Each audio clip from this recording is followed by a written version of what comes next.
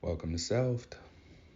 And by now, you probably got all types of ideas about what this is. And today, I think that this is more of like a processing episode for myself. Um, I'm late, a few days late with recording and posting this podcast episode as well as for my other one. Um, it's been a week. It's been actually an insane like 2 weeks if I want to stretch it that far. But recently, I've gotten sort of promoted by being in the right place at the right time to a training position at one of my jobs, and unfortunately, one of the guys that we were training suddenly passed away, and I don't know I don't know the words for how that made me feel when I found out, but I go back to Erin Davidson's her book is called Breakthrough the Breakup, but she talks in that book a lot about grief and how grief isn't only someone died, I'm grieving them. And it doesn't matter the relationship, it can be a short term. Like if I were to go to a coffee shop every day and a barista was just no longer there, I would sort of grieve that relationship, even if we just said hi. And I'd be like, oh, that barista always knew my name. But this was different because we really only had a few interactions, some emails, some Zooms, and some in-person encounters, and it feels weird, man. And I don't maybe it's just because like I'm not in my 20s anymore, and as I'm in my 30s, like more people are dying, and it's becoming more of a reality to me that this can happen than when I was in my teens and 20s. Um, so it's definitely something that has affected me. In addition to working as much as I can, whenever I get the opportunities to work, I do. So um, this time around, I've been working, and part of this job is being notified of the patient's father dying. And I think that that kind of compounds on it as well, because a lot of the risk factors of the person that I have to be for the medical students who are delivering that news, this person's dad who died of a heart attack has a lot of the same risk factors as my own dad does. So it's hitting a lot harder and more intense, just given that compounded on top of one another. But um, I don't nobody give a fuck about how I feel. Like if we gonna be real honest, like you still gotta show up, you still gotta do your work, you still gotta, be consistent. Like that's not an excuse. Um, Things happening around me, regardless of what they are, like I choose how to respond to those things. And for whatever the grieving process is for me, like I'll continue to take care of myself and whatever that looks like for me. I practice yoga, so I'm able to disengage. I'm given resources here at work to help me with stepping out of the role that I have to play, as well as the role, not the role, but resources for processing the death of what was supposed to have been my next coworker, one of the first people that I trained as a trainer, So there's a relationship there, and there will be a grieving process, whatever that looks like. But I've just not really given myself the space to grieve since finding out about the news.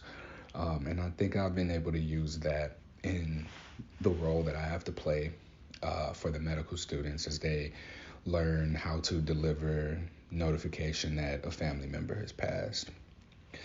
In addition to that, because I mentioned it's been a rough couple weeks, man, I've had like one, two, let's, I had two people this year ask me to go back and delete their podcast episodes that they would have recorded 2 years, 3 years ago. And that's a bigger pain than you would think. Like it's not just go and delete it. I have to like replace the audio or completely reorganize things. And if I don't have audio on hand, it's a much longer process because I have to make the time to record a new episode. I got to upload it, show description, market it, let people know that episode's been replaced. There's a lot there. And I've had to do it maybe like 6 times so far, but this year I had to do it twice, and I don't know what's happening there in the climate of the world. Maybe people are just kind of like snapping out of it, and they're like, "Oh my God, I did some things that I regret. Let me remove that from the internet." But they've explained to me the situations, and they're unique situations in themselves, but it really just sort of made me reflect on how I'm presenting myself and how I'm presenting my work. Um, because in addition to that, like I've been having my time disrespected significantly as well. And it's these little things that have continued to pile up on top of one another that let me know that it's not the things happening around me. It's the things that I'm doing that enable the things to happen around me. So, and I apologize for the audio quality here. I'm at work, and this is the only window of time that I'll have to record these podcasts, and then I'll be able to hurry up and get them uploaded while I'm on my break today, because I'll be busy tonight, but over the weekend I've got other things that I need to take care of.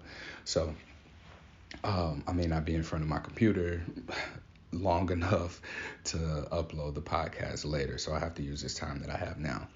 Um, I had someone who was really enthusiastic about in a podcast interview relating to sexual health, and his communication has just been terrible outside of initially. And this is really what I want to talk about. I want to talk about how when I'm the initiator and the intention is set up front, that warrants more consistency. Let me say that again. When I am the initiator and I am intentional, whatever the relationship is, whatever the opportunity is, like there's a stickiness to it. And I don't know if this has to do with like some masculine energy or what, but I know that when I've had relationships or people who have reached out to me initiating being a guest on my podcast or presenting an opportunity or wanting to have some sort of a relationship, like it just hasn't stuck. And as I've done inventory and looked around me, the ones where I did initiate, those are the ones that stick. Those are the ones that have stuck.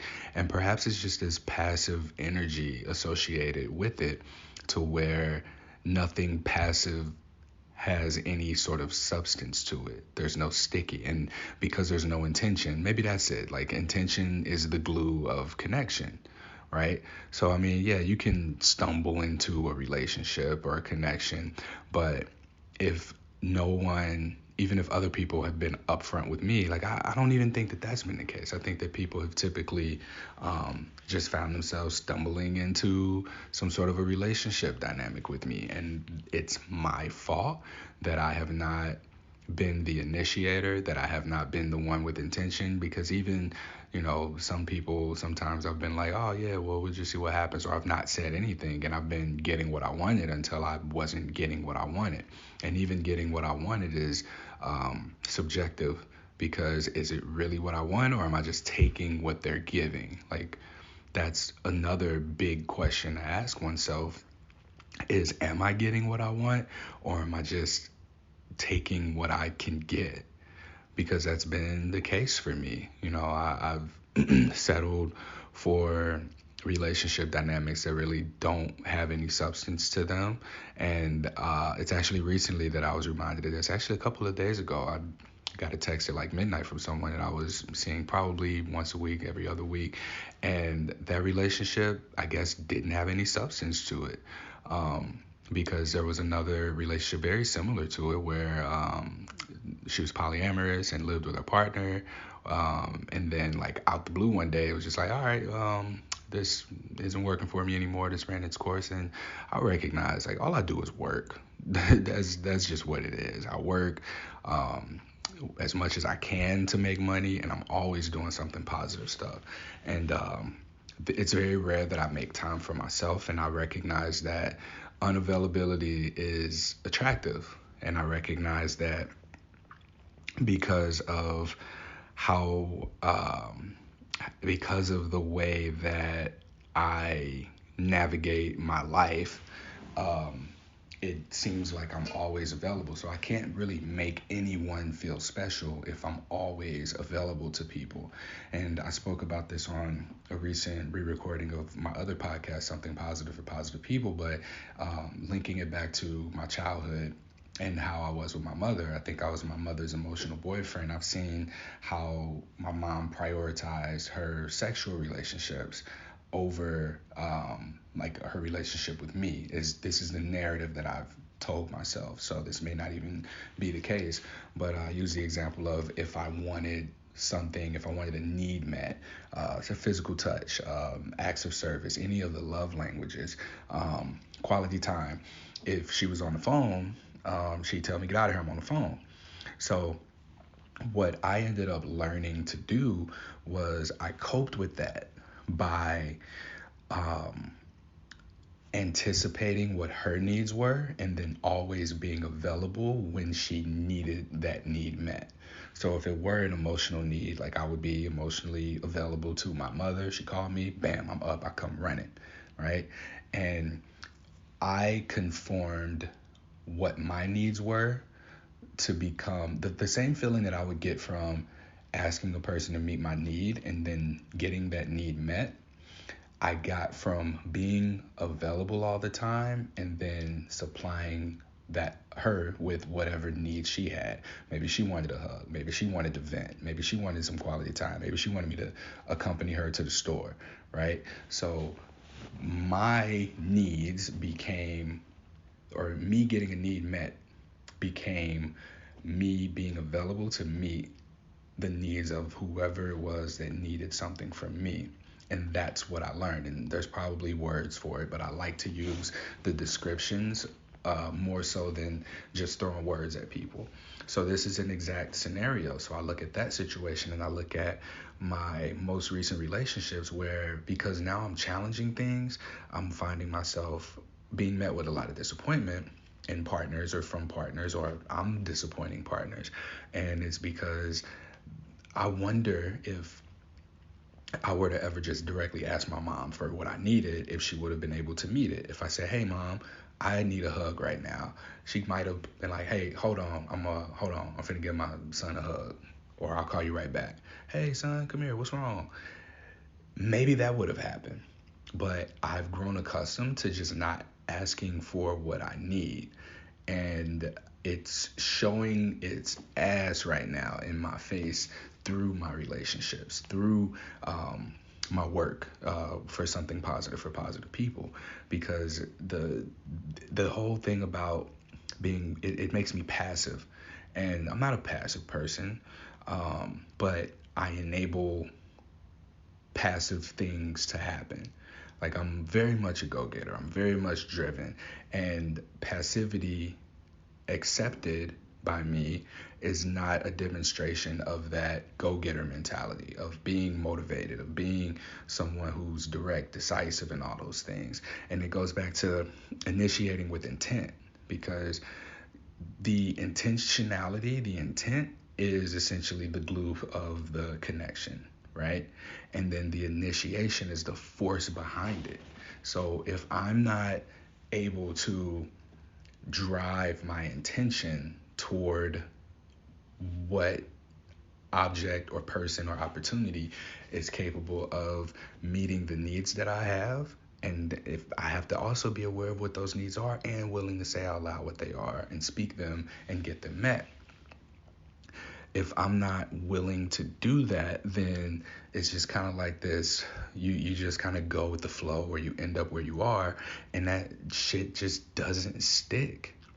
And I think I've been reminded that lately with some cancellations, people flaking on me, some text messages that I've gotten of just like not being a priority. And in addition to the intention and initiation, I recognize too that because I'm so available to everybody, nobody really feels special when I'm available to them.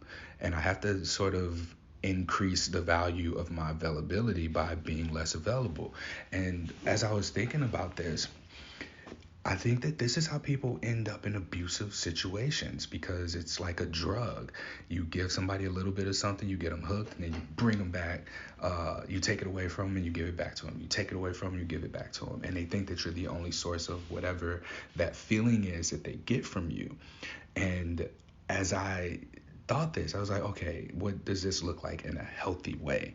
It doesn't look like intentionally shutting down people's requests to get a need met from me. What it looks like is not just being on standby like a puppy and waiting on its owner to get home. It's about me, okay, this is what I'm prioritizing for myself, my time. I use going to yoga class as an example. So if I'm going to yoga class at 3 o'clock, right, I know I need to leave my house at 2:30. And so if I'm starting a conversation with someone at 2:30 and we're texting back and forth and they're like, oh my God, Courtney, I need to tell you something. I got to call you right now. I'm like, nah, I'm walking into yoga class. It'll have to wait until I'm done with yoga class, and not blowing off the things that I've already had previously scheduled, to make myself so freely and willingly available for whatever it is the other person wants. And it's uncomfortable. It's really, really uncomfortable for me because I am on other people's time all the time, except when I'm at work. Like I'm at work right now, so I can't be, I'm on break, but while I'm in work and doing whatever it is that I'm doing, I can't have that same level of availability. So in a way, this is helping me. Same thing with the yoga classes, or even when I'm recording podcasts. These are the times where I'm genuinely unavailable, but I don't have any other times like that for myself where I'm not. So when people reach out to me and they're like, oh my God, I just got diagnosed with herpes, I don't know what to do. And I say, all right, well, here, let's hop on a call.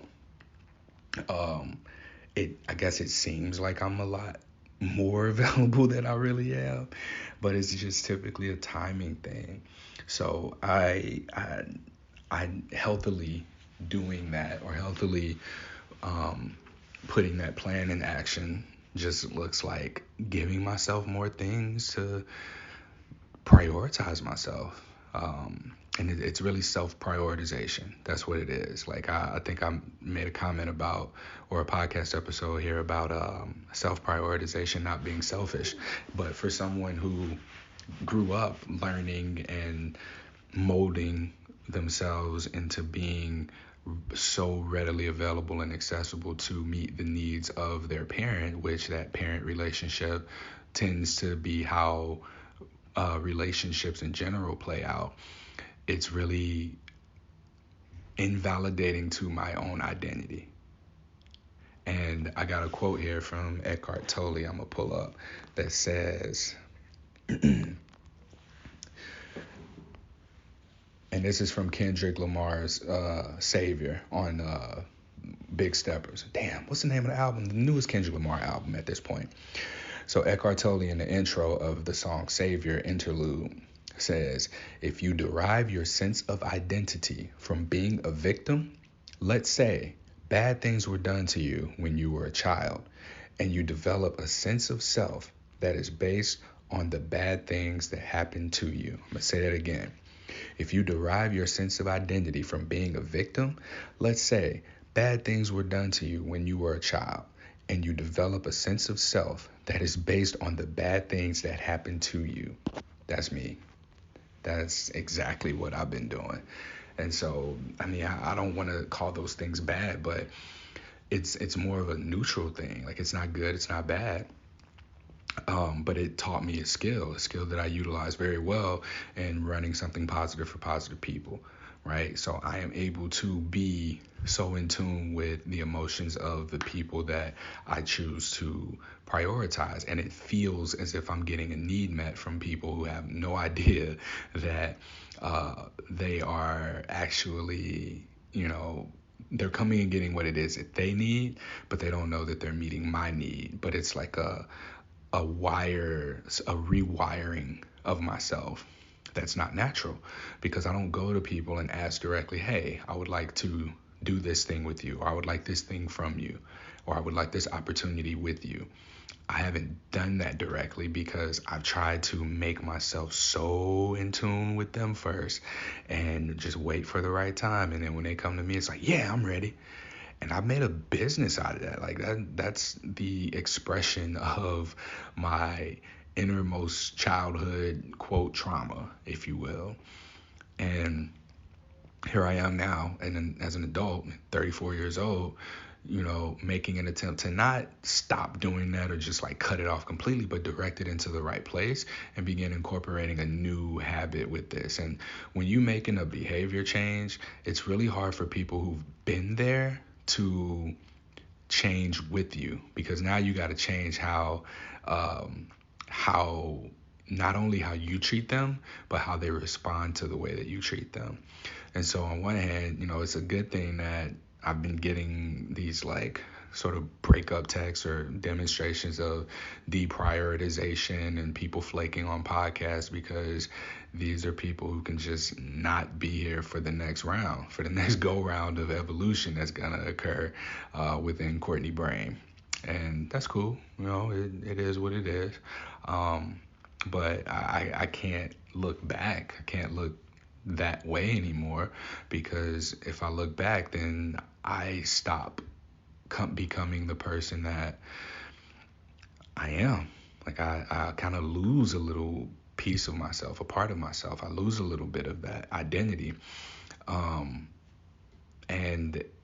of the identity of which I want to strive to be. So this version of myself that is actively directing those non-supportive parts of me in relationships toward my business, and making that be where that stands, and then incorporating new habits of being intentional, being the initiator in my new relationships and opportunities, so that they can stick. Like, ain't no longevity with me being in touch with, I would say, my feminine nature. Like, it's freely flowing, and it's just like going with the wind, and it just doesn't stick. Feminine doesn't necessarily stick to feminine. There has to be a balance, the balance of the masculine, feminine, right? So me getting more into that masculine is about the intentionality, and it's about the initiation, because I've lacked initiation for so long. Passivity does not stick. Unintentionality does not stick, you know. And ever since I've been more intentional with self, even, I'm learning more about myself. I've been intentional in, I've not reached back out to my therapist in a while now, because I caught myself having these moments of, oh, I'll talk to my therapist about this next week. And it's like, okay, I can talk to my therapist about this next week, or I can reflect on this in the moment and then start doing different. And I got caught in this trap of just like feeling good after watching some YouTube videos that helped me understand something that I already understand, but it's worded in a different way to where it feels like new information. And that's a trap. That is such a trap. Therapy's great. Don't get me wrong. Like, I love therapy, love my therapist. He's great. But I recognize that for myself, what I need right now is action. And that action is really only going to come when I put myself in the position to where I have to do. I have to respond to. I gotta be proactive. I gotta be the initiator. I gotta do things. I gotta put stuff into action.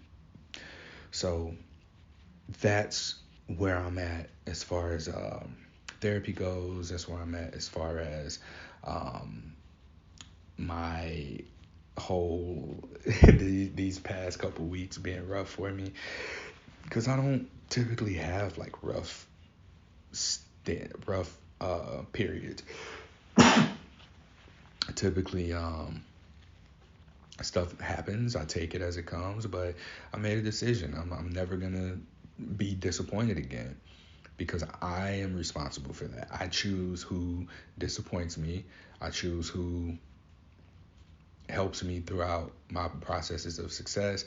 And like I'm this is extending into everything. And so even if I sound like a dick to some people, like it's not me being a dick. It's just me being forward focused. Like I have to be focused now. I have to be intentional with things. I can't just keep doing this fly by the seat of my pants stuff. Like I want things that are going to stick. I want relationships of substance. I want opportunities of substance. I want I want substance. And you can't ask for substance and not be a substantial person. I don't know. I think substantial and substance are like root words of the other. One's a root word. I don't know. Sounds smart though. Um, but yeah, I'm okay. Uh, Coming out of this, what I really want for myself is to be able to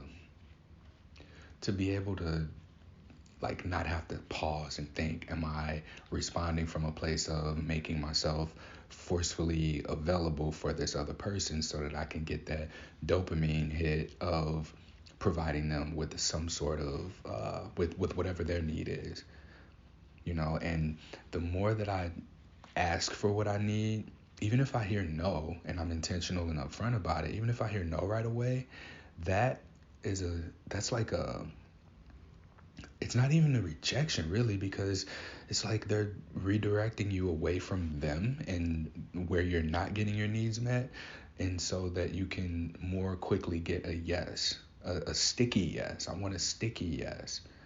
A sticky yes that is consistent and that is enthusiastic and reciprocal and intentional. And for so long, I just haven't been doing that.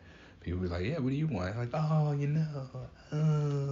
and really what I'm doing is just trying to figure out, because we did a stars talk. One of my something positive for positive people board members, Dr. Evelyn Molina Dacker, we did stars talk, which is basically sexual relationship communication framework for anybody who wants to pursue a relationship with somebody. And there was a joke that she called on me. She was like, yeah, Courtney, talk about relationship intention because that's your favorite. And for me, like, I recognize that I'll tell you whatever I think you want to hear, and maybe it works out, maybe it doesn't, right?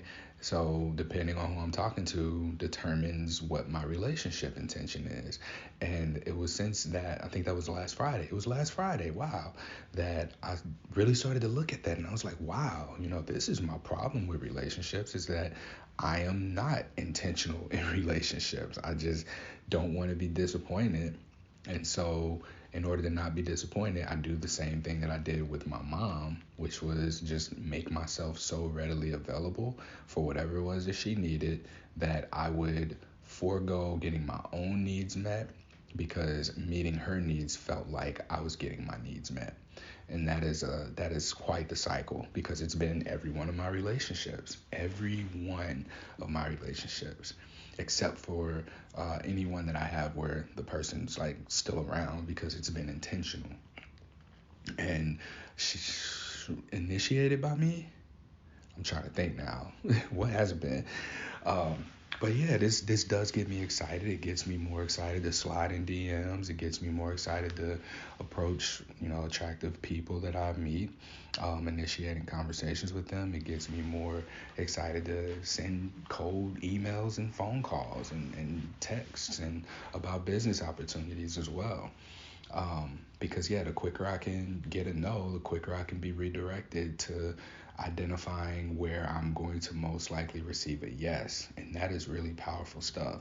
So think about it like this: the essence of connection is intention, and passive, unintentional, um, indirect, which are all things that I have been, that doesn't stick. There's no substance to it. It just don't stick. So that's my rework. This is the work that I'm doing. This is the direction that I'm choosing to step into for myself, intentionally. And this is me initiating this. I'm glad that I got the nudges in this direction from people I'll probably never talk to again, probably won't see again, probably be long forgotten about soon. um, And yeah, I'm thankful. If any of y'all listen to this and y'all wonder why I said, new phone, who this, or ain't got your number saved, or um, anything like that, like this is just, you were a very critical part of my growth process. I appreciate you. I thank you. But you don't belong here. Um, and I don't belong where you are and where you were in your life. So it's just, it wasn't a fit. You recognized it before I did, and you initiated the end of it. You probably initiated the start of it too, to be completely honest with how freaking passive I've been. So yeah, I thank you, and I mean that. I'd say that with a smile on my face, but I had to just let y'all go, and I mean this includes people in work relationships as well. Um, Appreciate you. Thank you for serving your purpose. Thank you for letting me meet whatever need it was that you got for me, and for making me feel like I was meeting one of your needs. Thank you. But it's time to go. It's time to go. I had my college football coach, Coach Sam. He said, "We got to go. We got to be ready to go. I need guys I can count on," and that's where I'm at. So it's more intentionality, initiating, and yeah, it's time to make some stuff happen. That concludes this episode of Self. Please like, rate, review, share, subscribe to this if you are getting any value from it. I hope that you're able to look at, what some of your patterns may be. If you find yourself triggered or in a state of high alert or high intense anxiety, know that that anxiety, that stress is something that either fuels fear or it fuels excitement. And whatever it is, like, you can utilize that and point it in a direction of something, and then begin to move forward. That forward response to a trigger is more valuable, more important than any of those other trauma responses, the fight, flight, freeze, fawn things, right? So I believe in you, and yeah, I want you to succeed. I want you to grow. If you hear it and you mess with me, you rock with me, and I want you to have this be something that sticks for you too. All right, till next time.